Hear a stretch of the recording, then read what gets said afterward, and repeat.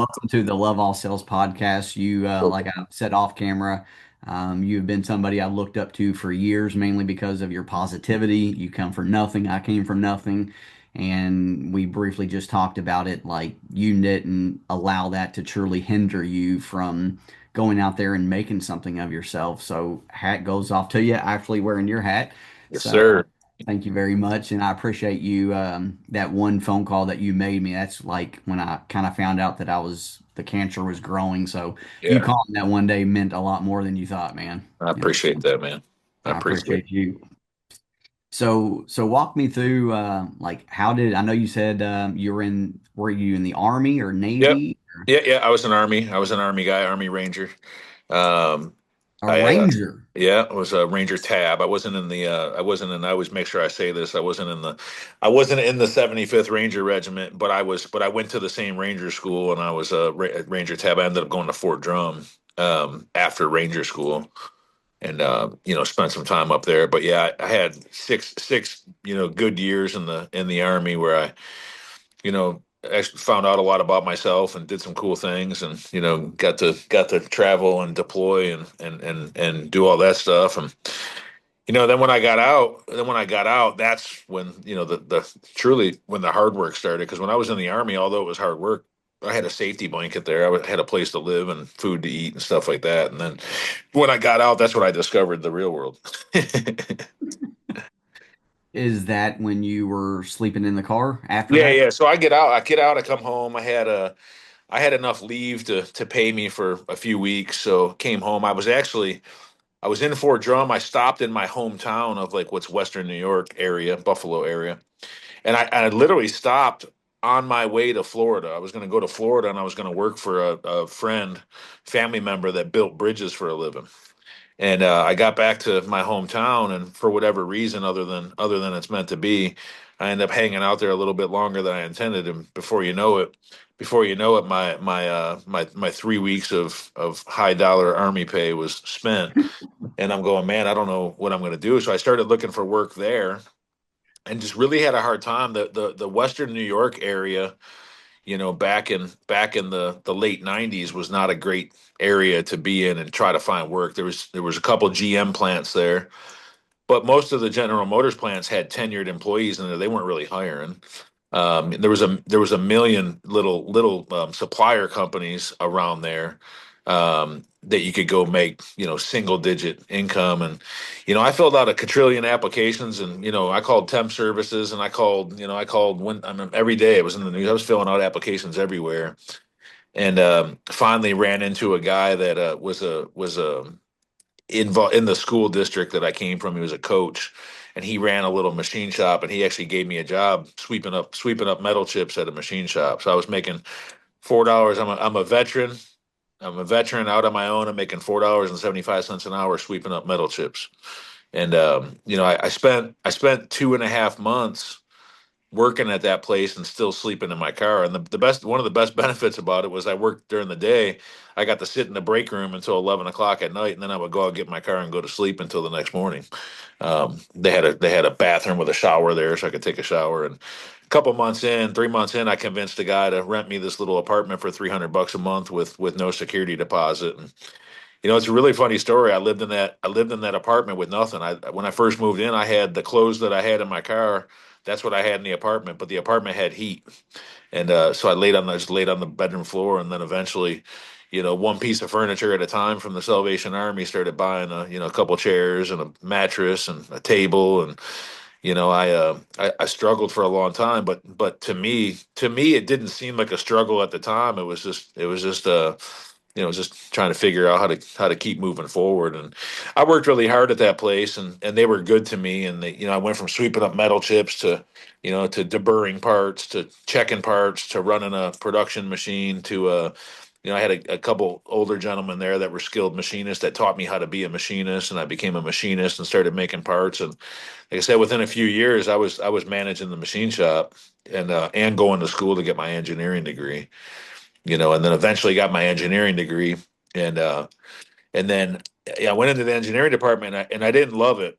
kind of like the car business, there's something different every day. There's people problems, there's inventory problems, there's software problems, there's problems every day.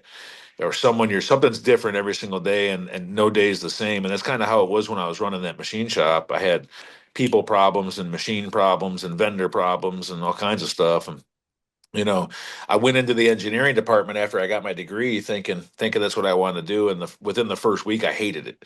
I'm sitting at a desk, I'm making drawings for the senior engineers, and I feel like I'm back in CAD CAM class in high school, and I hated it. Well, lo and behold, a few of us get laid off for a few months due to some contracts going overseas. And I really remember all the other guys were happy because it was deer season. They were all hunting, and I had massive anxiety from those days I spent sleeping in my car.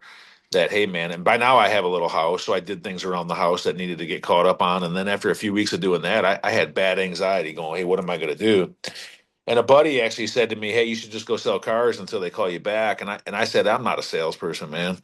And the next day, I opened the local newspaper. This is how long ago it was. I'm looking in the help wanted ads of a newspaper, and there was two dealerships that were hiring salespeople, and I went to them both and filled out an application, and both of them offered me a job.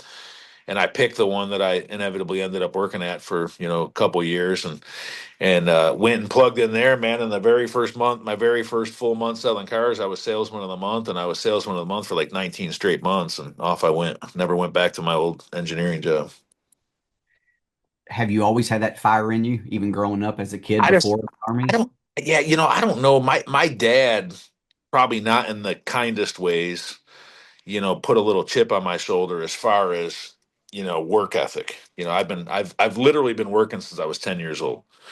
And it's like I said, it's I had this conversation with my son. He's 12, and I nicely try to convince him, why it's good to have a work ethic, and why you should start working on it now, and why you should be making a little bit of money, and why you should be doing this, and what you can learn from it. And so I try to have these rational conversations. Well, as you know, back when we were kids, those conversations weren't as rational. And I was 10 years old getting yelled at for something, and I don't remember what it was, but my dad pretty much called me out, in not the nicest way. He called me out for not having a job yet, and I was 10 years old. And I remember standing there thinking, man, what am I supposed to, like, I'm 10. I remember thinking, I'm 10 years old. How am I supposed to go work? But I didn't dare say a word because, he would have busted my ass for it. So I didn't say a word. And you know what? I think I'm this way to this day. I got my feelings hurt a little bit and went off, and a couple days went by. And after my feelings, got done being hurt, then I was like, okay, where am I going to go work? And so, I don't know if it was that. I mean, I watched my dad, like a lot of us, work, 12-hour days in a factory, 7 days a week, and then on his time off, have to fix the cars and fix the house and do this and do that. So I mean, I guess watching him do it kind of put that in me. Just blue collar, grew up in a blue collar town where everybody was working their ass off. And the thing is, I think honestly, I don't know where I got the competitiveness, but if I think back to sports in school, and I think back to the military, and then of course Ranger School, and my whole life, like just the competitiveness. I mean, if I'll do anything for Monopoly. We play Monopoly at my house, and when it becomes Love evident my kids have lost, they're like, "Oh, I lost." I'm like, "Bullshit, you lost. You got two more properties left. Mortgage it. it off and give me my money." I mean, like I'm just so competitive, and it's whether we're playing a game for fun, or whether we're watching a sporting event, or whether we're I just look at it and I'm like, man, if somebody else can do it, why can't I? Or why can't I be the better? When I think a lot of people go through that struggle where I think a lot of people live their life and they've never won, and they've never been the best at something, and they've never beat anybody. I mean, pick your. I mean, handball and gym, they're the last one picked, and they don't really try hard, and they don't know they could be good, and they're just everything, right? Like grades, everything. And I think there's just a lot of people in this world that just are okay, or it's normal being mediocre. And for the life of me, I don't understand. Somebody's out there doing it. Why can't it be me? Like, Yeah. I just don't. I really, and it drives me crazy to this day because I'm constantly trying to get everything I can out of salespeople. And I look at them and I'm like, I always tell them it's a fundamental bad problem when I want you to be more successful than you want yourself to be. And that happens a lot. Like I look at people and I see all the tools they have and I see their potential. And I'm looking at them going, man, you could do this and you could be here by this age and you could make this much money and you could get this for your family and you could have this. And they don't see it. And it drives me insane. I'm just begging people to see their potential.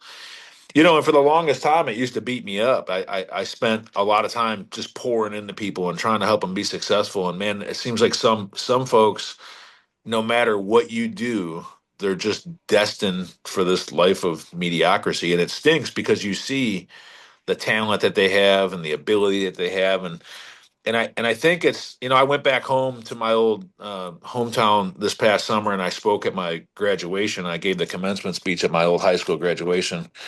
And one of the things I talked about is, you know, people, people, when you grow up, you see people around you, right? You see your parents, you see maybe an older sibling, an aunt, an uncle, a grandparent, a neighbor, somebody when you grew up put an idea in your head, whether they flat out just told you the idea or you saw what they were able to accomplish.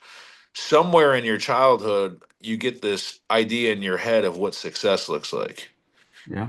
And most likely whoever you're taking that from, whether it's a parent or a neighbor, like I said, grandparent, whoever it may be, you're looking at what their ceiling is and you're thinking, man, it would be nice if I could get there. Well, their ceiling could be your floor. And the problem is I don't think it happens enough in this world, whereas little kids, we're I think they say like a son, the only one rooting for a son to be better than him is the dad, right? And it's just like I don't think that happens enough in this world. I think a lot of people are so worried about everybody not being as good as them. Shit. I mean, I got 120 employees, and I wish all of them could be better than me, because I could just sit back and get a paycheck. I want for them all to be better than me. I want to give them an example of what success looks like, and just convince them of where they could be. But I think that's a problem, and I don't know where I got that from. I don't know. I remember moving to Texas. I moved to Texas from New York in '08, and I remember being really competitive. And then I remember moving down here, and it wasn't like this in small town Western New York, where I'm looking at it going, man, there's no owners in these stores down here. Like, there's a lot of these stores that are run by corporations. I went to an AutoNation store when I got here, and they actually hire a guy to be the general manager who's kind of acting like the owner. I'm like, man, I want to do that. I mean, like, that's what I want. So I don't know. I think people have a ceiling problem. I don't think they understand how high they can go because they've been conditioned to think, X about themselves. In your experience, how do you get them to see the ceiling? Well, I think like an example, right? Like that's why, like, you don't realize how much they watch you. So the way you dress, and I hate to say it, I hate to say material things, but unfortunately, sometimes material things is what drives people to want to be better. And again, I'm old enough now that I'm starting to realize that material things aren't everything. But there was a long time of my life where, I liked material. I still do, but I really liked material things. And the funny thing is when you look at young kids, these young folks, that's what they see. And I think I did too. So I'm not faulting them for it.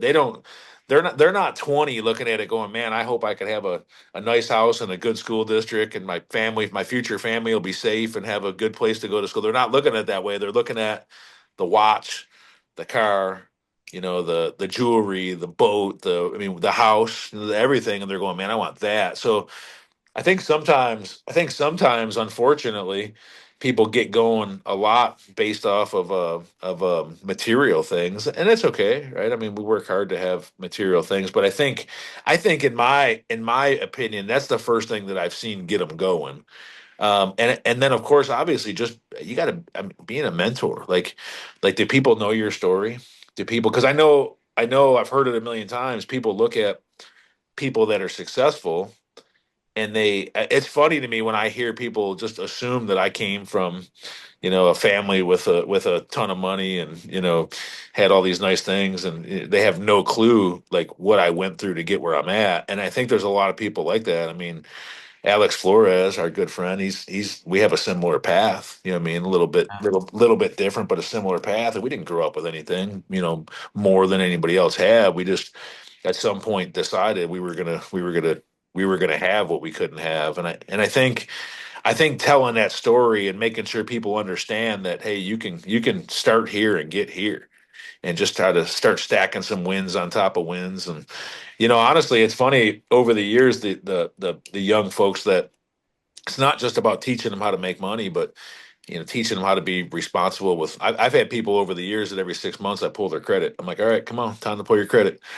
and just dug into them when I pulled their credit and found out, they weren't paying the cable company, or weren't paying because a lot of them, nobody taught them this. And again, like, you see it, just go to the mall. I see young folks in the mall buying, shoes and clothes. I'm like, man, where'd they get the money? Like, I look at 20-year-olds and I'm like, where'd they get the money to buy this? But the truth is, they just spend every dollar they have on everything they want. So just teaching them not only how to make money, but how to save a little bit of money, how to get their credit right, how to be responsible with what they're making, and get them going. But it's all about mentorship, man. It's all about mentorship and letting somebody kind of understand what you went through.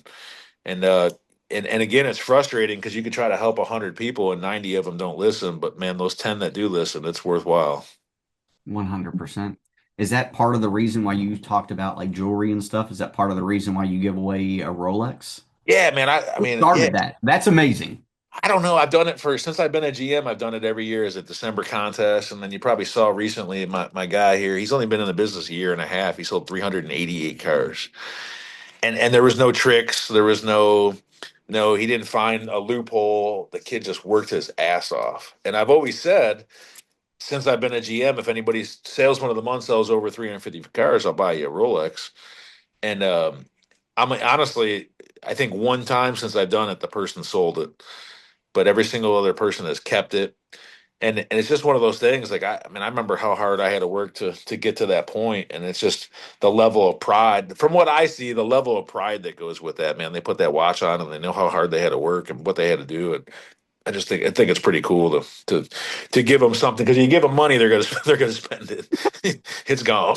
So it's kind of cool to give them something that hopefully they can have forever. And someday they're telling, someday as future leaders of the business, they're telling their salespeople, what they had to do to get that. And that used to happen a lot more in this business, and it went away. And I just think it's a pretty cool thing. I worked for a guy in Buffalo that did stuff like that, and it made you pretty proudful to work where you worked and do what you did. And a lot of people get into this business and they're not very proud to say that, hey, I'm a salesperson, because the moment you say I'm a car salesperson, you get all the same people saying, "Oh yeah, used car sales guy. Yeah, you got the plaid suit." I mean, I can hear it right now, and I even remember myself coming from being an engineer to going to selling cars.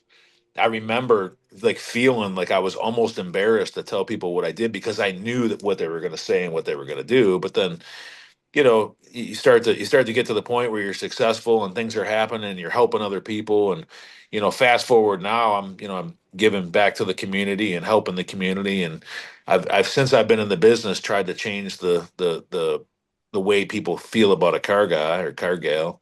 And you get that, and then all of a sudden everybody starts to rally around you. But people love to take shots, but they're not necessarily there to help you. So it's nice for me. It's nice, a to be able to give things to people that make them proud of what they do. And then also when the charity and stuff kicks in, not just because I like to do that, but I also do it so that people that work here can be proud to say, hey, I work at Easy Honda. And hey, I don't know if you know this or not, but I see you live in, the Spring Branch School District. I'm not sure if you're aware of everything that we do for the school district and everything we do to help teachers and, people and stuff like that. So it is about giving, but it's also about people being proud to say where they work. Absolutely. When you transferred from your last place, Capital, to this, Yeah. did a lot of people follow you? I had a no, because I had a no compete, no solicit.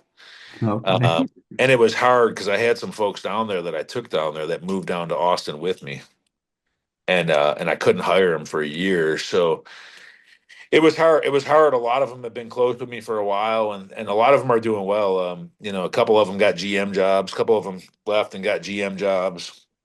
A bunch of them left and got manager jobs. Gotten a lot of calls from a lot of the folks that are there, that a couple of them I had sent to finance school while I was there, and it just hadn't got to the point where it was time to promote me up. But months later, they ended up getting promoted. One of them is actually the finance director, a young man that I just saw so much potential, and he got into the business a little bit late in life. And, I think 3, 4 years into the business, he's the finance director of that store. And another guy called me. He was a sales guy that we had. And it was funny, great guy. A guy I had a lot of conversations with because he was so passionate that, every once in a while, kind of like me, his mouth would open up when it shouldn't open up. And I had a lot of conversations explaining to him about, how that's supposed to look and how those conversations are supposed to go and how you're supposed to walk away once in a while or how you're supposed to calm down before you open your mouth or whatever it may be. And, now he's in finance killing it. So, a lot of them that stayed, the younger folks that were selling cars, they ended up kind of getting promoted and moving up, and a handful of them moved on to do some pretty good things. And, so it's always fun for me to watch them. But when I came back, to get this place up and going. I mean, I had a lot of folks that were still here in Houston that had worked with me, and I was when they found out I was coming back, it was pretty easy to get the store staff. When I left here to go to Austin, I actually was running 4 separate locations for the Bayway Automotive Group. I had 4 different stores, and so when I came back, my original staff at this store that I put in here, I had hired 4 of my previous GSMs to come work here. So we got a bunch of them back together. Now I got guys working for me that are sales managers that used to be salesmen for me back years ago, and so watching them grow. And the funny thing is kind of understanding that you gotta start. It's a time now where like trying to develop the next group of managers and leaders, because a lot of the guys that I had been kind of pouring into for so long had become GSMs and GMs, and now we got to get that next young group of guys going. Absolutely. So you used to work for Bayway, like Chevy, GM, Cadillac, Yeah, I Lincoln. had yeah. So I had Bayway Chevy, and then they gave me their Dodge store that's in Pasadena. Beautiful, beautiful new facility at the time. And then I got Bayway Cadillac of the Woodlands, which was a little bit of a hike, but I had it. And then Bayway Lincoln, which was their flagship store. So four stores, all about, they were all probably about 15 minutes from each other, except for that Woodland. The one in the Woodlands was about an hour drive north. And it was hard. I drove a lot of miles because I went to every store every single day. Like I never missed going to one of the stores. I was at every store every day for about 3 or 4 hours. My God. There's a lot of I 50 about 50. I used to drive 5,100 miles to mile a demo out every 3 weeks. I know a lot of controversy. Do you promote within or do you hire out? Yeah, I do both. So really funny. I love to promote from within, but like when you roll into a store and you got to get it going, right? So it's hard to roll in. And obviously, the owners are looking at you to get it going. You want to get it going for your own mental well being, and then the people that are here when you get here, obviously everybody's on edge and they're wondering if they're going to leave or what they're going to do, and they're all making phone calls. So you got to get it going pretty quick to get your arms around the team. You want the team to trust you pretty quick and understand that everything's going to be better than it was before you got there. And then of course, the owners, whoever the owners are, they want to see pretty quick the store making some headway. So when I first get to a store, I usually bring tenured people in, and quite honestly, the first and easiest spot, in my opinion, to get fixed and start making more money is finance. You get some strong finance guys in there, and it's a pretty quick way to start making money, um, quicker, and then just start building the team from there. I also think it's pretty important to make sure, like we talked about, that you are promoting from within and grooming from within. And but one thing I do notice recently, last 5 years, a lot of young folks get really antsy and want to get promoted really quick. And it wasn't like that when I started selling cars. We understood we had to kind of do our time and we had to win. You had to be the best of the best to get promoted. It wasn't you didn't get to walk in and say, "Hey, I want to get promoted," and then 2 months later it happens. So a lot of people come to me and ask me about getting promoted, and I said it's super easy. You just make sure you're the obvious choice. Like when the time comes, make sure you're the obvious choice. And then, I tell everybody and I've worked for a lot of people, and I know a lot of people that say we promote from within, but they don't promote from within. I think at one time when I was at Capital, I counted, and I was like a year and a half in, and I counted on the staff, and there was 17 people on that staff that I had promoted from within. Whether it was a manager moving up to a director, or a manager moving up to a GSM, or a ton of salespeople turned into finance people. I try to take advantage. Like, we have finance school here, and I make sure every time there's a finance school, I send at least one person to make sure that A, it's great training, even if you're going to still continue to be a salesperson, but B, always try to make sure that I have people ready to go. So if I got a stable finance team, if I have a stable finance team, and one guy leaves or one guy gets promoted, then I'll promote somebody from within, because I already have a stable team and there's a support staff around that person, where the store can continue to make money, and he can have, or she can have, her couple months to kind of get her feet underneath them and get up and going, and the store doesn't get killed on production. If you're in a situation where you got, four or five finance people and they're kind of struggling a little bit, you need to make some money and get your arms wrapped around CIT or whatever it may be, then it's hard to promote from somebody within, because you already got your hands full trying to get the department going in the right direction, and now you're going to add a new person in there. So when the department is stable and things are going good, I love to promote from within, but sometimes you got to bring a veteran in, because you got to get production going. Like I said, at the end of the day, I want to grow. I want to mentor. I want to be the best. But you also, at the end of the day, no matter what we say, there's a financial statement that comes out at the end of the month. You know what I mean? Like, and that bottom line's got to have some big numbers in it. Otherwise, we don't get the chance to be mentors anymore. Absolutely. And when you said like to make sure that they are the obvious choice, how do you know that they're the obvious choice? Exactly. That's exactly what I tell people. So it's production, right? At the end of the day, I don't care what anybody says. It's about production. If you're going to go into finance, in my opinion, you got to be able to make a little bit of gross profit when the ability to make some gross profit is there. Because if you can't sell a piece of metal, something you can touch and feel and smell, and at a moment when you've had, an hour to build rapport with a customer, and you can't ask them to spend a little bit of money, then how are you going to sit in a finance office and have 5 minutes to get to know somebody and sell them a piece of paper and make money on it? So I don't think, quite honestly, when I was a sales guy, I sold a lot of cars. I sold 35 or 40 cars a month, and I didn't make a money on a lot of them, but on five or six or seven, when the ability was there to make a good, decent gross profit, I did. But I was a volume guy, and so I understand, the volume salesperson that's getting a lot of internet leads, this and other thing. But are they selling the addendum?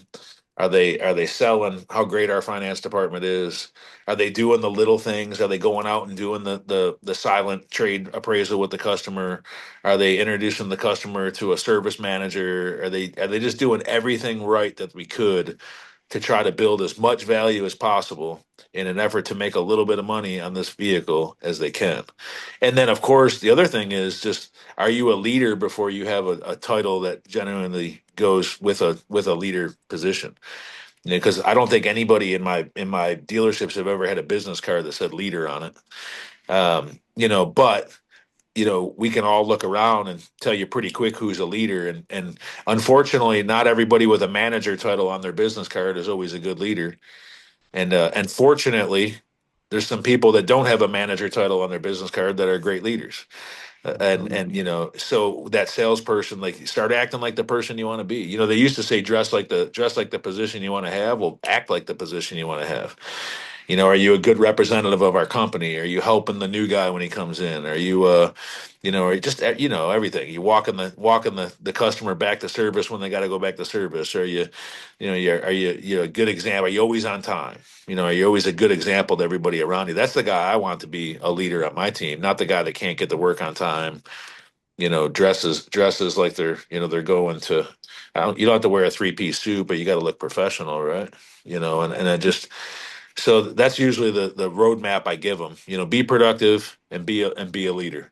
Be the person that I want to add to my management team because you're a leader already. Are you really big in the terms of like processes, the steps through the Oh sales? yeah, yeah. I mean, in fact, I still spend a lot of time. I spend probably 5 or 6 hours of my day still sitting on the sales desk, and I answer phone call. I sit up there. I take phone ups. I call and confirm appointments.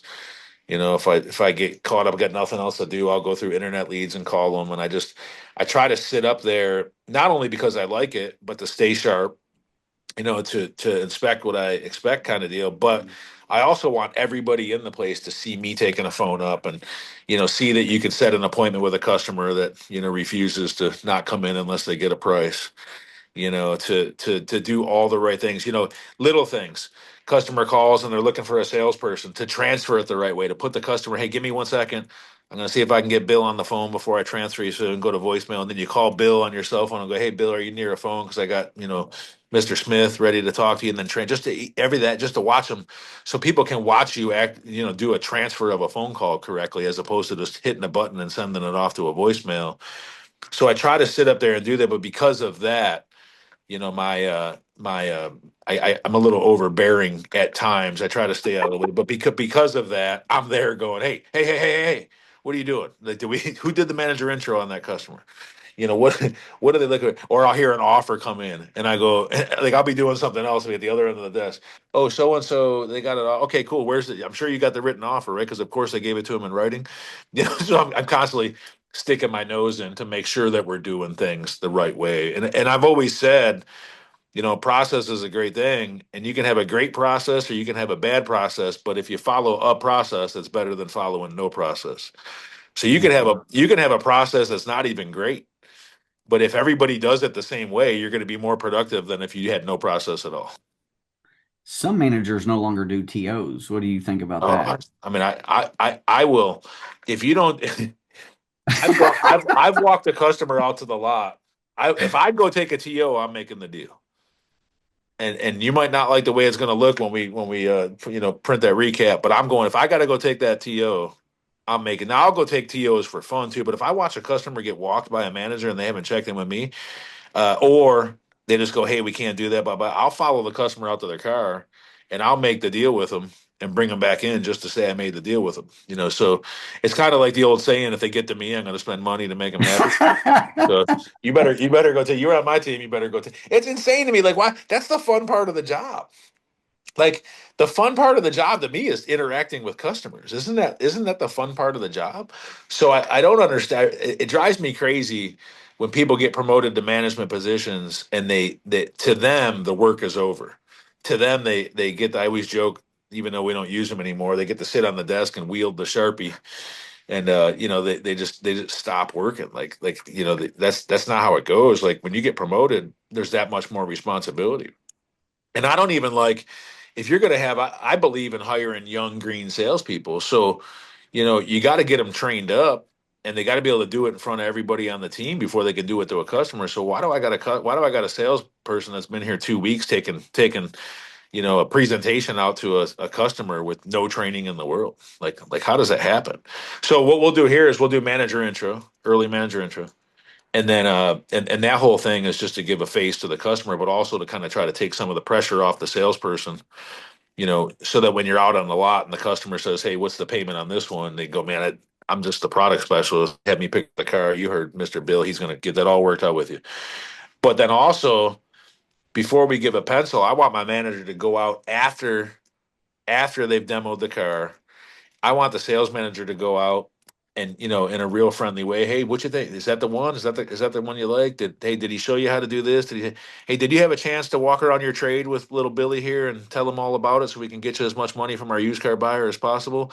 Oh no, we didn't look at the trade. I'm like, Billy, get your trade appraisal pad and go out there. Let them tell you all about your car so we can get as much money for you. So I like to check to make sure that the salesperson's done everything and not shortcut anything before we give the customer numbers. Because if we give what are we giving them numbers for if we haven't done, the selling, right? Absolutely. Do you have your salespeople after they get back from the test drive walk them through the service department and introduce them and stuff? Yeah, so there's two guys out in that service department that are really good, and not that I have a bad one, but there's two that are really good with customers. So I make sure they know, hey, walk them out there. Plus, my service drive manager is really good with customers. So yeah, absolutely, I want them to go out there. While they go out there and talk to that person, we're letting them know that, hey, we're going to set your first oil change appointment for you. That'll be set when you leave here today. So we'll already have you on the schedule, and kind of explain to them that, even if it's 3 months from now, even if you don't have the mileage on it, we want it to come back in for an oil change because because the car's getting broken, and we want to do that first oil change pretty quick. So yeah, we get out there and talk to them, and then of course the finance TO. The moment the deal's done, I got a finance manager out there touching that customer and kind of resetting the clock and giving them some expectations that quite honestly maybe the salesperson didn't do a good job doing. Because a lot of times the salesperson, not I don't know if you know, it's funny. Back in the day, we sat with our customer the whole time. You didn't leave your customer. Like, you never left your customer. You sat with them the whole time and kept them company and talked about everything other than that car deal until the finance. Now these sales guys, now they want to put their customer in the waiting room and go to Pizza Hut. Man, I'm like, hey, call me when you're done. I'll be back from my lunch to deliver the car. So just a expectation setting from the finance manager. And I can watch it happen. The waiting room's right outside my office, and it's so funny. I'll see people there, and I try to tell everybody, whether you're a 400 beacon score or 800 beacon score, the moment that folder goes to finance, you're caught wondering what. Like, they're on guard. They're wondering if they're going to get approved, what the interest rate's going to be. Is everything okay with my credit? I can remember for the longest time, even when I had good credit, when I went to buy something, worrying that maybe something had hit my credit that I didn't know about, that was going to pop up and hurt me. I can remember that. So it's funny when you watch a finance manager kind of go out and tell them exactly how the rest of the process is going to go. You can almost watch them kind of relax a little bit, go into relay. Yeah, exactly. So when you took it over, how many units were they selling a month, and what do y'all do now?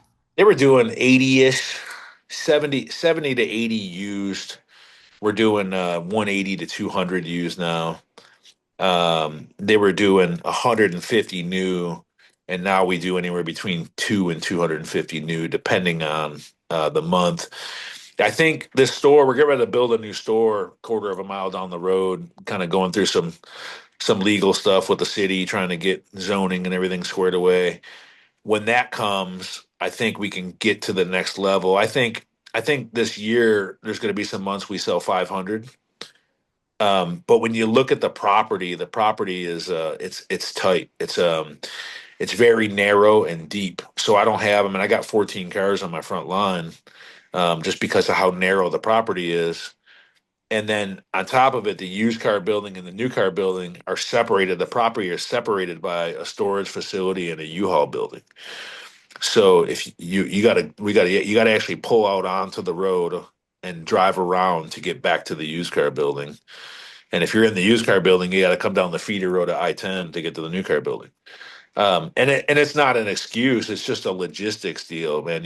I got 16 offices in the used car building, and I have a fairly decent sized front lot for used cars, but my new car building, I only can get 60 cars on my front lot total, and then everything else is on a storage lot on the other used car lot.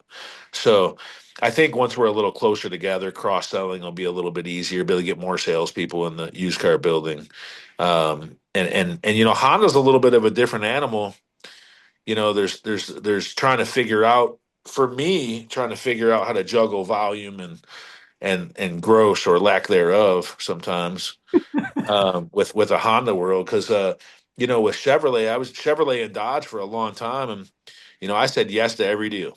We worked every deal from the top, and we said yes to every deal. Some of them made a couple thousand, some of them lost a few thousand. We said yes to every single deal.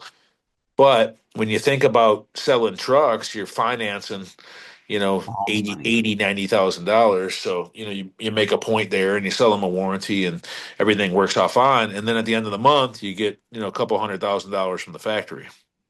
And then all of a sudden that makes the average look better. Well, in the Honda world, you're financing 40 or $50,000 max, most times 20 or 30,000. We don't really have rebates. We have incentivized rates. So if the customer's on the incentivized rate, you can't mark the incentivized rate up. Um, you can't the leases, even the factory leases, if you go to the supportive lease, they don't allow you to mark the money factor up. So it's a little bit of a struggle to figure out how to sell volume and make a little bit of money. Like and it kills me because I'm constantly saying we're selling this vehicle that has been marketed to people forever on the fact that it holds its value and it doesn't break. But yet people come in and they want to buy the car for, a 2-year-old MMR value. It's like, so, but at the end of the day, And then what happens is when that I watch it, and I learned this from taking phone ups. What happens is that starts to become a little bit of a trend because there is people out there with these vehicles. You got to remember, like a Silverado crew cab 4-wheel drive Texas edition, you can order that truck about 50 different ways. Yeah. So you can have 50 different MSRPs on that truck. So it's harder for a customer to call a dealership and say, "Hey, I want a red Texas edition crew cab 4-wheel drive. Give me a price." But on a Honda, you call any Honda dealership and say, "Hey, I'm looking for a white EX Civic hatchback," and every single one of them is the same price. So it's easier for a customer to figure out what they want and then call every dealership in the city and say, "Hey, what's your best price?" Now, with that being said, that just means you have to do more training and not allow your people to fall into that trap of, oh, they won't come in without a price. Because I can tell you this, I sit on the desk and take phone ups, and I can promise you, almost every single one of them asked me for a price, and almost every single one of them I'm able to set an appointment on without giving a price to. You like me, baby. I love it. Well, it's like, hey, I obviously you can't blame the customer for asking, right? They're But it's trained just, to. yeah. But one time I remember it was funny, Christmas Eve, I get this guy call, "Hey, I'm calling every dealership." And I actually cut the guy off because he was going on and on and on about price shopping. I said, "Just bring me your best offer. I'll beat it by $500." And he goes, "Really?" And I go, "Yeah, just bring me the best offer. I'll beat it by $500." Well, and hey, what's your name? I'm Lincoln. I'm actually one of the owners of the store. Just come find me. I'll beat it by $500. And it's funny.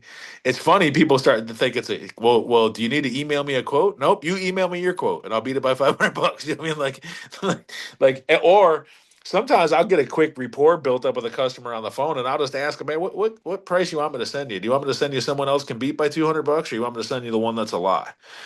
Because I can almost promise you, if anybody sends you a price beating me by $4,000, there's a hook and there's a lie in there somewhere. But honestly, if you can I just go back all the time to convincing the customer that, hey, this is where we're at. This is where the dealership's at. This is what we do for our community. This is how we're trained to take care of people. I know more than anything, your time's more important to you than even a couple bucks. And I promise you, if you come in and you get a hold of me, I'm going to make this thing easy for you. You're going to leave here saying, "Wow, that was the best experience I've ever had." And I promise to give you a good deal. And 9 times out of 10, they'll go, "Okay." And then I'll set the appointment for 2:30 the next day. But I do think young folks, and I was just saying this last week, when we were young and wanted to go on a date with a young lady, we had to approach them and shake their hand and introduce ourselves to them and talk to them. Now, you just have to send them a message on Tinder, and if they say no, you just keep moving on with life. Nobody ever knows. If you had to walk up to that person and introduce yourself, and they said no, then your buddies all laughed at you, and you had to look silly in front of them. So I think now with this young generation, I do believe that they're so used to non-confrontational communication. And I believe that there's a lot of these young salespeople that start the negotiation process over the phone so that they don't have to do it in person. They don't mind talking to the customer and taking really good care of them if there's going to be no confrontation. But that the thought of any type of confrontation scares some of these young kids to death. And that's just something we got to get by. And it goes back to the old days when I was a Greenpeace salesperson. I remember every morning sitting in a sales meeting and role playing a foursquare on a dry erase board. And I remember how uncomfortable it was in front of all the people that knew more than me. Well, guess what? It's time you got to get uncomfortable. Let's sit here in front of everybody and let everybody laugh and joke and bust each other's chops. And, we'll do it over and over and over and over and over again. And when the customer comes in here, you're not going to have to worry. Absolutely. You still do a Foursquare? Oh, no, no, no. I mean, I would love to. I would love to. I would love to. In fact, if I was going to actually work a deal, I might have to pull a foursquare out because I'm not getting tangled up in that desking tool. But I will. But I will take a menu and make some notes on it and go back out there with a pen and close a customer. But yeah, I mean, as cool as the foursquare was, as the art of transparency has kind of taken that out of our business for us. How are you so successful everywhere? I wanted to ask you that. Man, somebody, I was funny. I was reading a comment I saw on my memories today, like 14 or 15 years ago. I had just started at Monday Chevrolet or Sterling McCall, Monday at the time, one of the biggest Chevy stores in the city. And I clicked on it real quick and I was just looking at it and I was reading through the comments and somebody that I don't know said something. And then one of the guys that's worked for me for a long time that wasn't with me at the time and he said something along the lines of, "You better check his resume. Everywhere he's ever went, he's turned stores around." And I don't know that I could write out a blueprint for you other than attitude. You know, you believe in we can win. I mean, I try to do the right things every single time I get a chance. I work harder than 99% of the other people out there. I'm not going to say 100 because I'm sure there's somebody out there grinding a little bit harder than me. But no matter how far I go in the business, I work my ass off. And I think one of the biggest things, and I think a lot of people who don't work their ass off have a hard time with this one, is I hire people and I hire the best people I can hire at that moment for that job. And I don't care if they're better than me. I don't care if they have the potential to be better than me. I prefer for them to have the potential to be better than me. I'm not insecure about my job. And you know what? Honestly, like I don't want it to happen, but if I hired somebody that was better than me and they rolled in and said, "Hey, man, you're out of here. This guy's taking over," and it is what it is. I go find something else to do. But I don't ever worry about that. And I know a lot of guys. I know a lot of guys in the business that because they don't put the time in and they don't put the hours in, and maybe they're doing some things they shouldn't be doing. They hire people that aren't as good as them because they never want to worry about that person taking their spotlight from them. They don't want to be working 4 hours a day. You and I both know a whole bunch of GMs that work 3 or 4 hours a day. Yep. And if you're a GM working 3 or 4 hours a day and you got a GSM that's working 14 hours a day and he's not 100% loyal to you, at some point he's going to start talking to somebody saying, "Man, probably could do this without him." You know what I mean? And I think a lot of people are worried about that, so they're worried to hire the right people. And then when you got the right people, I think when you got the right people, sometimes people are afraid to hold those people accountable. Say, "Hey, this is what we are going to do. This is what we aren't going to do." And I think obviously that's a problem. Also, if you got people that just don't want to do the right things and you allow them to keep doing the wrong things, then shit it ain't. And I've been able to do that. 10 years ago, I was a lunatic and I screamed and yelled and ranted and raved. And now I really don't. Just because I don't know if I had daughters, I think, and they calmed me down a little bit. Getting a little older, but I'm still able to get people to do the right things. And sometimes that comes with hard decisions that you have to make. You got to make some hard decisions once in a while. But if you got to make those hard decisions, you have to have been making very clear expectations of what you expect out of people, right? So if I give you really clear expectations of what I want and what we're going to do, and you continue to not do it, then it's an easy decision.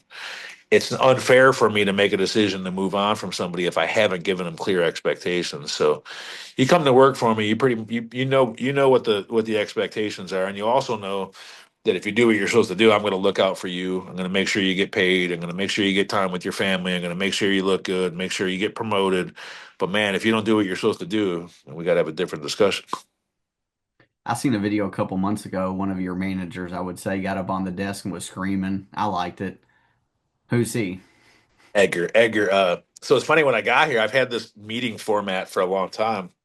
And funny when I rolled into town here, I had some good ones at Capitol. I had some young folks that they were my hype guys to start that Saturday morning meeting, and they were good.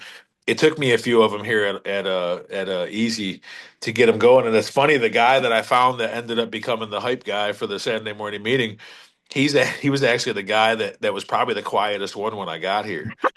And I got a little chip on his shoulder, man. It was funny. I had him in my office one day. I was doing push-ups and he went down to do some push-ups. He said, "Come on, let's have a push-up contest." I said, "All right, let's go." So I started doing push-ups. He goes, "How many can you do?" And I looked at him. I said, "One more than you." And so I waited. I did a bunch of them, and I waited for him to get done. And I did one more than him. And it was really funny. I kind of lit a little fire in the guy that was always in there that never came out. He was quiet. He was reserved. He was a little overweight. Didn't work out. And I'm not saying you got to be a supermodel, but I'm not saying you got to be a supermodel, but man, it's nice to be able to be physically fit enough that you can be running around the floor and have a little bit of energy to support your team. And as be healthy enough that if you go through something tragic, or a setback like you're going through, you're healthy enough to fight that shit off and keep going. Because that's so. Anyways, he got himself in the shape and started eating right, everything's better. Is he's got more energy. He's actually production wise my best sales manager. One of the top two every month as far as gross profit and doing all the right things. And he's been a blessing for me to be around since I got here, because he's one of those guys that, quite honestly, if he was with me for the last 15 years, he'd probably be a GM somewhere. He worked for some guys that kind of held him back, because he was good at finance, and they kind of kept him in finance for a long time because of that. And if he would have got promoted and been in the right team a long time ago, he'd be a GM somewhere at some point, and he still will, but it's going to be a few years later now than it would have been. Man, how old are you? 49. Yeah, I'm 42. I was I'm curious. You almost feel like 50. I'm. What I got that, baby. My son's 12 and all his buddies play football and stuff. They'll come over. I'm like, which one of you guys wants to have a push-up contest? And it's funny, they always want to bet like $5. And then one of the kids would be like, don't bet Mr. Stahl. He's gonna beat you. It's a good time. So, 49, man. I don't. It's really funny. I can't believe I'm going to be 50, and it's really funny. I'm just starting to now process the fact of, how long I've been alive, and it's crazy. 50 years, right? Like you're like no matter how long you plan on living, you're halfway there at some point or a little bit past, and it's just it gets to the point. Like I said, material things don't become important anymore. You're just trying to be healthy and be a good example and help as many people as you can, and constantly work on yourself and work on being a better person and a better father and a better husband and a better leader and a better teammate and a better friend and all that other stuff. well said. What's your best recommendation, best advice for new salespeople getting in the industry? Man, you got just to work harder than anybody. So the young man that sold 388 cars, he was a basketball coach. He coached AAU basketball. He didn't come from a sales field. He wasn't a bartender. He wasn't anything that involved customer service. And his first few months here, he sold 4 or 5 cars. But Really? he was smart enough to figure out that the harder he worked, the luckier he got.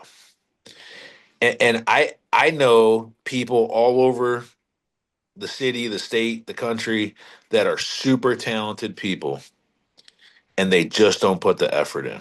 And when I started selling cars, I had never sold a thing in my life except for when I was in a Boy Scout selling out of my Tom Watts suitcase, or candy bars for Little League football. I never sold anything in my life. I did grunt work my whole life. But the one thing I figured out really quickly was that they didn't make me go home. I was allowed to stay there and work more. And also, I also figured out, and I constantly preach this, you need to figure out how to be in front of somebody every moment of the day. If you're not in front of somebody, you can't make money. And this kid that came here, it was funny one day. I got here at 8 o'clock, and the cleaning staff came to me scared to death because there was a black backpack sitting back by the service department. It was a Saturday, it was a holiday, and the service department was closed. There was this black backpack sitting back there, and they came to me scared like there was a bomb or something in there. So I walk out there and thought about it briefly for a second and thought, if this is my time, it's my time. And I yanked the zipper open on the backpack, and it was Jermaine's backpack. His ass was there at like 7 something, and he had a customer over at the used car lot, and we weren't even open yet. He left his backpack sitting out there, but he works all day. At one point, he got an apartment right across the road from us, not because he lived there, but he stayed there a few nights a week so that he could be here in the morning and stay here as late as he could and not have to worry about getting a good night's sleep. He's just insane about getting in front of a customer, and I think a lot of these young folks with the work life balance thing. I think work life balance kicks in when you actually have money. Yeah. Like you can't. I don't care what anybody says. How do you have a work life balance if when you're not at work you don't have any money? Like I used to stand in a sales meeting when we were struggling a little bit on a Friday and go, "Hey, who took their day off this week?" And everybody raised their hand. I said, "Leave them up." And I'd sit and I'd look at the list, and I'd start picking out people that had 2 or 3 cars halfway through the month. And I go, "What you do?" I rested. Oh, you rested, huh? All tired out. What you do? Oh, I had some errands to run. And then occasionally there'd be the guy that go, I spent time with my son. I'd be okay, cool, and I'd move on. And obviously that's something that we have to do. But there was just a lot of young kids that had nothing going on in life. They didn't have a spouse. They didn't have a kid. They had no other responsibility other than themselves, and they're underperforming. And they took their day off to sleep. And I'm like, are you tired? Like I've done real work. I've been on roofs. I've dug ditches. I've dug foxholes. I've done, and I can tell you that it's only this job is only tiring when you spend 14 hours a day here and you don't sell a car. You just be here 14 hours a day and make a little bit of money and go home full of energy. But how like I just don't understand. I don't understand for the life of me when you have an opportunity to be successful and make money and you're not taking advantage of the opportunity. I can understand you don't know how to handle an objection. I don't know how to do this the right way. Can you teach me? Hey, I'm struggling making these phone calls. Like you pull your phone list and you look and you got a guy that made 200 phone calls and talked to 50 people and he asked 49 of them for appointments and nobody said yes. Then hey, let's go lock ourselves in an office and figure out what you're saying to not get an appointment. But if you look at the phone list and you got a guy that spent 12 hours there and made 16 phone calls and talked to one person and asked for zero appointments, then shit, what are you doing? What's So the minimum phone calls? it's really funny. I used to ask for a minimum amount of phone calls, but obviously with technology, we can now see, not only how many times they're dialing, but how many times they're actually talking to a live person. So when we do our checkouts in Dealer Socket every night, if you sell a car, and this will be controversial to some techie people, but if you sell a car, you automatically get a green. Like you came to work, you did your job, you sold a car, you get green, right? And to me, there's no yellow; it's green or red, baby. And so you sell a car, you get a green, you get a green for the day. If you didn't sell a car, but you set two appointments for following days, you get a green. Okay. If you didn't sell the car, you didn't set two appointments, but you had 15 live connections and you actually asked for appointments, I give you a green. If you didn't have 15 live connections, didn't set two appointments, didn't sell the car, but you make 100 phone calls, I'll give you a green. But if you made 50 phone calls, had two live connections, set zero appointments, sold no cars, like how much of your day did that take? 55 minutes? I mean, I could make 100 phone calls and talk to no people in an hour and 20 minutes. I mean, it's a minute and a half a phone call. So a long time ago, there's a young man that worked for me. He's actually very successful now. He's a top performing salesperson at a big Lexus store here in town. He used to sit right outside my office when I was the GSM at Matt Kike Chevrolet. Shout out John Tate Brown. I used to walk out of my office and go, "How many cars are you going to sell today?" And he'd go, "Three." And the next day I go, "How many did you sell yesterday?" He'd go, "None, but I'm going to sell three today." And so I finally realized, I go, "How many people did you talk to yesterday?" He's like, "None." Well, how the hell you guys sell three cars? So I would walk out of a couple months in, I'd walk out and I go, "How many people are you going to get in front of today?" And he'd go, "Three." So it was like me realizing it's not just like, yeah, you say you're going to sell a car today. If everybody sold what they said they're going to sell at the beginning of the month, we'd be selling 750 Oh, cars. oh my God. Yeah. But what's the plan to get there? Like, how many people do you got to be in front of to sell 20 cars? People don't realize to sell 20 cars, it's logistically a lot of work to sell 20 cars. Logistically, it is. I mean, you got to, especially here, you got to find cars, bring cars, take cars to detail. You got folders, you got CSI to follow up with, you got trades to stock in. It's logistically a lot of work to sell 20 cars. And you get to sell 20 cars, if you're a great salesperson, you got to talk to 40 or 45 people in your face, not on the phone. Maybe I'll come in, but you got to be in front of 40 or 45 people in your face to sell 20 or 25 cars. That's a lot of work. And I don't think people realize that. And then if you start to break down, how am I going to get in front of 45 people? Well, it's not going to happen by talking to two a day. And then another thing we've lost the art of, I was just telling somebody this the other day because they were asking me, how can I get to the next level? We've The lost phone. we've lost the art of human communication. We've lost it. In fact, I do have a handful of people here that take it upon themselves with advice to go to the dollar store and buy some thank you cards. I mean, to take 2 minutes and handwrite a thank you card to somebody and send it to them.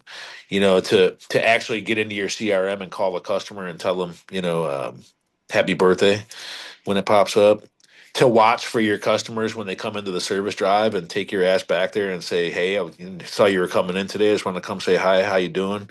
Get a picture of them for Facebook and throw it on Facebook here for their first service already. Can't believe it. But the other thing is like social media. Kids are good at social media, but they don't use it the right way. And I told this kid the other day, I said, if I was selling cars today, every single one of my customers would sit at my desk and I would say, hey, are you on Facebook? And they'd say, yeah. And I'd search them and I'd send them a friend request and I'd make them accept my friend request while we sat there at the Yes. desk. And then I would take a picture of them with their car and I would post it and I would tag them in the Facebook post.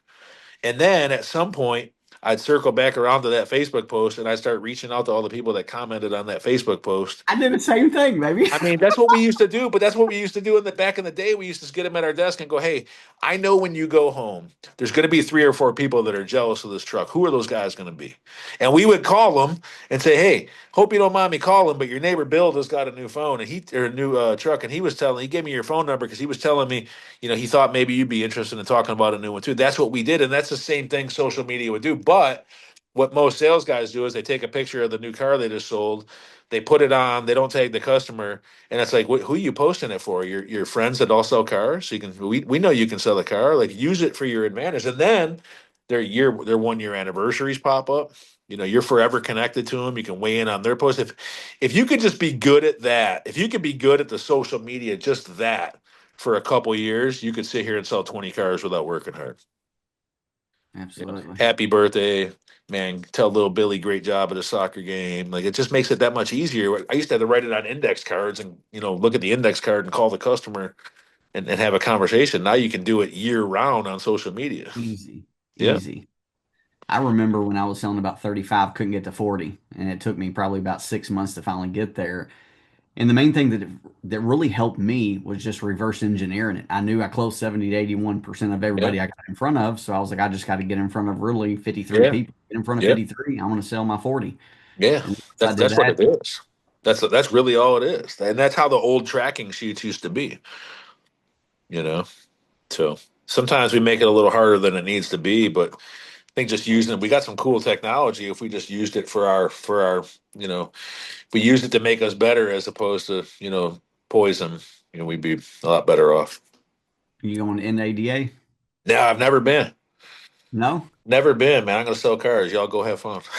Oh, I was going to go from a vendor standpoint, but now I got treatment, so I had to Yeah. cancel it, and I Yeah, will not I've, be I've going. never been, bro. I've never been. I guess it would be cool. I went one time to a digital dealer Yeah. years and years and years and years and years ago, but I've never been. I've come close to going, but I've just never. The one time I was going to go, corporate asked me to go and research some things. Was the year they had that ice storm in New Orleans. Yeah, last year. Yeah, was it last year or the year before? Last year. Last year. Okay, yeah, there you go. That's the last time I was going to go. Or the one time I was going to go, and I didn't make it. So, How did you become a partner? man, I I know it's after a long, long time. I know well. that. The funny thing is, people used to ask me, "Hey, do you ever want to own one of these things?" And I go, "Hell no." And they'd say, "Why?" And I'd be like, "Man, you know how much money you got to put into the place to own part of it?" And I used to say, I'll play with someone else's money. I'll let them put the money in, and I'll get paid to that. So when I was running 4 stores at Bayway, I was pretty close to becoming the COO of the company. We already had a lot of conversations about it. It was just a matter of the COO that was there was like a dad. The owner and the COO were both like dads to me, and it was just a conversation. It was going to be on his time. He had done a lot for the company, and it was going to be when he was ready. And I mean, we were in the middle of COVID, and he was getting paid off the net profit, so obviously he wasn't quitting anytime soon. And but I wasn't in a hurry either. And then someone reached out to me and asked if they could throw my name in the hat for the Capital Chevrolet deal. And at first I said, and they didn't actually, when I started talking to them about that store, I didn't know where it was. They said, my boss wants to, so I talked to the boss and the market president at the time. And I had 2 or 3 meetings with them and I knew what the opportunities were going to be, but I didn't know what the store was or where it was. The only thing they would tell me because of confidentiality was it's a domestic store in a major metroplex of Texas, not Houston. So the only thing we knew we were going to have to move, and it was a domestic store. And it really went from no, I'm happy, things are good, I'm going to be the COO here to but obviously I was smart enough to say, hey, let's meet for dinner. You never know when you're going to need that contact, right? So we met for dinner, and I really really liked the guy a lot. And then the more I started researching the company, I was like, man, this is a pretty good deal. You get paid to be the GM, and you get to buy in. And as you know, us car guys aren't necessarily the greatest at saving for retirement. So at the time, that in my mind, that was, hey, that could be my retirement. I can buy, I can invest, I can build, and when the time comes to retire, I can head out and move on down the road. So I went from I'm not really interested to yeah, I'll listen to this sounds pretty good to man, I really want this job.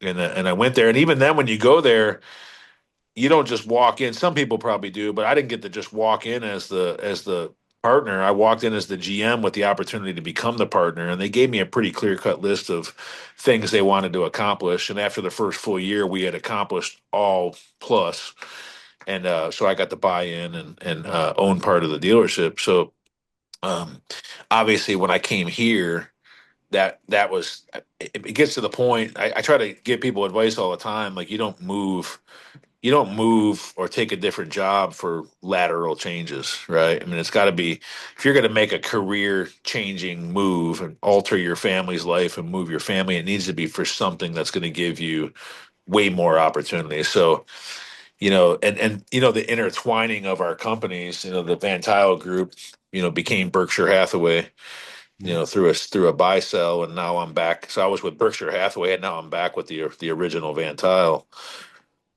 So it's really an honor to be with Mr. Van Tile, and my boss, Mr. Cleves, is he's the best car guy I've ever been around, and just super. It's crazy. You go to a partners meeting, and Mr. Van Tile's still in there giving traffic handling advice, and still really knows. I believe the guy could still run a dealership to this day at a top level, and not only that, but just the constantly making you try to figure out how to be better, because there's please but never satisfied is kind of the company motto. So it's always making you figure out how to not be comfortable and get better. But man, there's not really a better deal. You get paid to be the GM. You get to own part of the deal. You get to fulfill that. And quite honestly, if you ever did want to get, and I think I'm a little too old probably, but who knows, never say never. If you ever got to the point where you wanted to buy your own deal, you're on the financial statement as a owner, dealer principal and owner. So obviously the manufacturers look at you a little bit different when that's the case. You've owned part of a deal, you've been the dealer principal. That gives you that opportunity there. I think this is where I'll retire, and maybe pass it on to my daughter or son, whoever decides they're going to get into the business. But it's a pretty cool gig, man. Have you ever worked at a dealership that they didn't really want to grow? Obviously, they say they do, but they never Yeah, give the tools. I love the people that own it, but I went to Charlotte for a little bit, chasing a dream, and I got there, and I realized pretty quick what the problem was, and it was an internal problem. So they definitely wanted to grow. They wanted to grow, but there were some people within the store and the company that were part of the problem, and unfortunately they were higher ranking than me. So it's tough. You don't understand it, but again, I think it goes back to the whole I think it goes people. I don't know, people take their eye off the ball, man. They start to get a little bit, and they make a little bit, and before you know it, everything that they did to get them to where they were kind of goes by the wayside, or um they fail to adapt as times change, right? You got to change. If you don't change, you're the next Netflix. How old were you when you became the first GM? 40. And I was pissed off because I wanted to be a GM before I was 40, and I was 40 in 2 months. And I was so mad at myself. I wanted to be there before I was 40, and at 40 years and 2 months is when I became a GM. But I got into the business when I was 28. So So it took 12 me, years. yeah, so it took me 12 years. Yeah. Yeah. I I'm started. proud of you. And I tell everybody, all these kids, man, I'm telling like I'm like, man, how old are you? And they're like 25. I'm like, man, you're a finance manager. By the time you're 25, that's 3 years before I even got into the business. And I tell them that to try to get them, thinking huge. So, but yeah, I appreciate it, brother. Well, I appreciate you taking out the time with me. I Oh, know it's a pleasure to talk to you're you. I was coming excited to in. come talk to you. If you ever need me, please reach out. I will, When brother. when did you go to NADA? Never been. I went. Dealer Academy. You mean? Yeah, Dealer I Academy. went to So I was a GM a long time before, but I went to Berkshire Dealer Academy, Okay. which was eye opening. I remember going there. I remember going there. It's really funny. I started at Capital, and I thought I knew what I was doing. I mean, I was running 4 stores at a high level. Thought I knew what I was doing, and in the first couple of weeks, they come to me and say, "Hey, we're going to send you to the Dealer Academy." And I went to my boss. I said, "Hey, did I mess something up already?" And he goes, "No." And I go, I've been here 2 weeks. You guys telling me I got to go to Dealer Academy? And he goes, "Man," he goes, "this isn't a punishment." He goes, "This is a reward. This is like something. These guys fight to be able to go to the school for a lot." And it was an incredible school. I learned so much. I learned a lot, not necessarily about the variable side of things, but accounting and fixed ops. I learned a lot about, because when you become a GM, if you come from the variable side, become a GM, really the only thing you know about fixed and accounting is, if you're smart, the things that bit you in the ass along the way, you go back and research it and figure out what it is and how it works, and you start to learn as you go. But to be able to sit in a class, with a guy who's really intelligent about the automotive world, and go through real life scenarios about that, like, and then to walk away, and it's like, man, like I learned a lot. I learned a lot going through that, and anybody that gets that opportunity to do that really should. Yeah, I was curious. Yeah. Yeah, yeah, it's awesome, man.